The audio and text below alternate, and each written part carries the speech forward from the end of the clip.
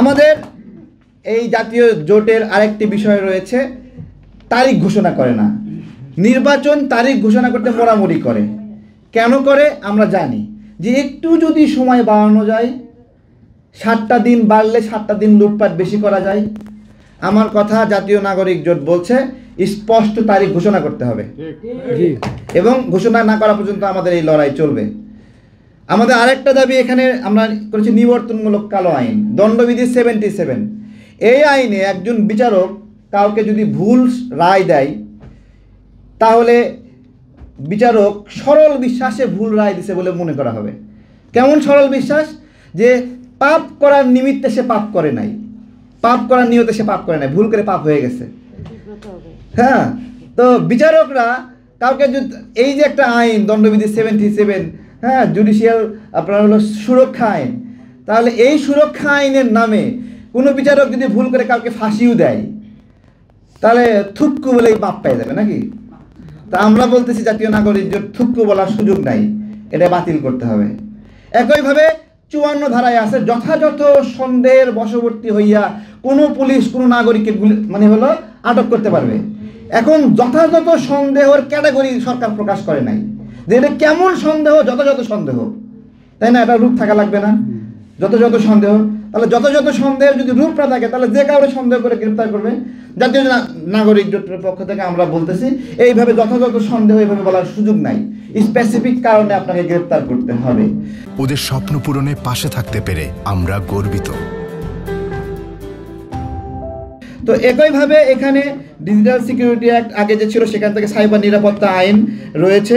তারপরে রাজনৈতিক দল নিবন্ধনের কালো আইন, এটাকে আমরা কালো আইনই বলছি, এটাও একটা নিবর্তনমূলক আইন।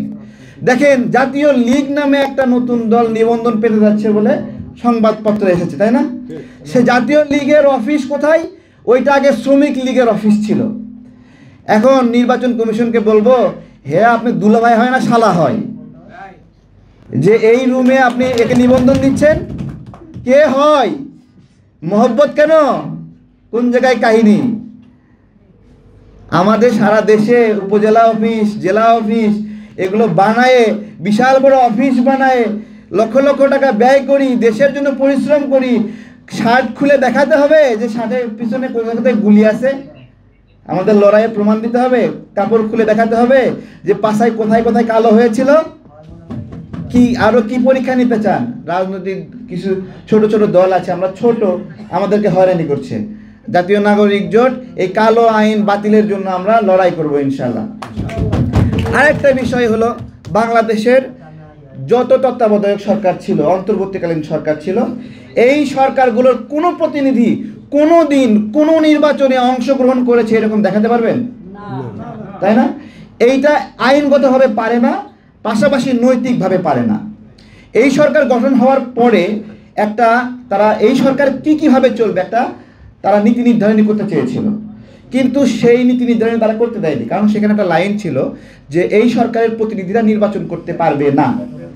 এই লাইনটুকুর কারণে সেই নিয়মটা পাশই করতে পারেনি। তার মানে এই সরকার কোনো নিয়ম মানতে চায় না, কোনো নীতি নির্ধারণী চায় না। তারা সবার জন্য নিয়ম মানাবে, কিন্তু নিজেদের জন্য কোনো নিয়ম নাই। ঠিক আছে? তো আমরা এই জায়গায় ধরেছি, আমরা আমজনতা দলের পক্ষ থেকে একটা প্রোগ্রাম করেছি। তো আমি আমাদের সহযোদ্ধাদের কাছে, নাগরিক জোটের প্রতিনিধিদের কাছে উপস্থাপন করেছিলাম যে এইটা যদি দৃষ্টান্ত হয় যে অন্তর্বর্তীকালীন সরকারের কোনো উপদেষ্টা নির্বাচনে অংশগ্রহণ করেছে, একটা যদি দৃষ্টান্ত হয়, তাহলে আইন হিসেবে প্রতিষ্ঠিত হবে। আমরা কি আলাদাভাবে বলতে পারবো যে অমুক অমুক পারবে, অমুক অমুক পারবে না? দুই ভাগ করা সম্ভব? সরকারকে দুই ভাগ করা সম্ভব? যে এই সরকারের এই অংশ নির্বাচন করতে পারবে, এই অংশ নির্বাচন আলাদা করে নিয়ম করা সম্ভব না। ওইটাও আমরা জাতীয় নাগরিক জোটে বলছি, উপদেষ্টারা নির্বাচন করতে পারবে না। শুধু তাই না, ডাকসু নির্বাচনে আমাদের উপদেষ্টারা বিভিন্ন প্রার্থীর পক্ষে অবস্থান নিয়েছেন। এটা কি নিতে পারেন? না। নিতে পারেন?